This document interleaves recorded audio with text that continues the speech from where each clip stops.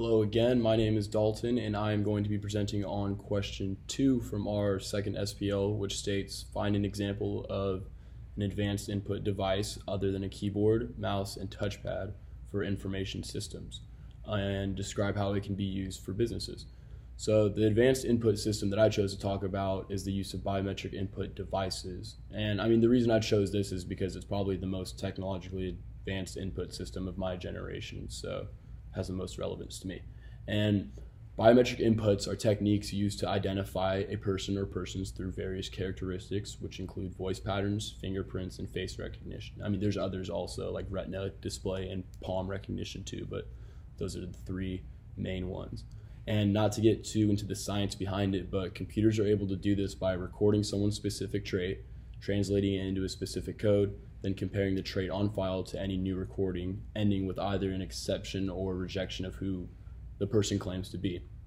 And this just shows how the function of the input device, being the biometric, provides data to the information processing system, being the computer in that case.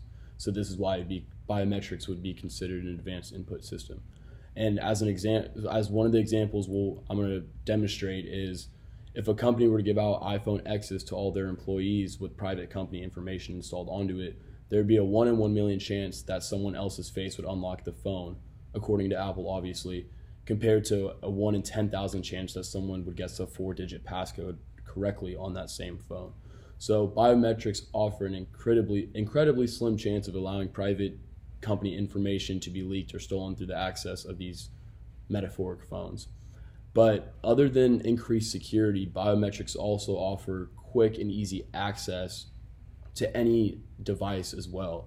So if we continue using the iPhone X as an example, here I have mine, as you can see, and then with one quick swipe up, I can just look at it and I can access the information on this device. Same with the computer, with the Touch ID on any newer computer also, I just place my thumb or my finger and I can access the information on my computer quick and easy without having to remember any long strenuous passwords, which goes into the security of different facilities and companies as well. Because if I were to want to walk into a building and I needed to remember a passcode that changed every month, that would get pretty tiring and annoying for employees. So if we had finger scanners at the doors to allow us entrance into different facilities, then that would be a little bit less time consuming and strenuous to remember passwords that would be changing from time to time. But other than security and convenience, biometrics offer a more significant impact too in medical fields as well. So a more real life example, I guess, of this is in patient identification. So biometric technology is currently being used in medical facilities across the nation to accurately identify patients to access vital medical history.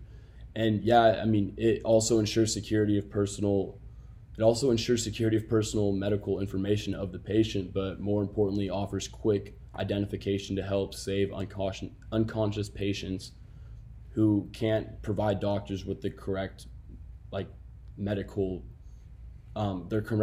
background. So doctors are able to make decisions based on past medical history for certain patients to ultimately try and diagnose them correctly and treat them correctly and save their life. So yeah, that's biometrics in whole, and thank you for listening.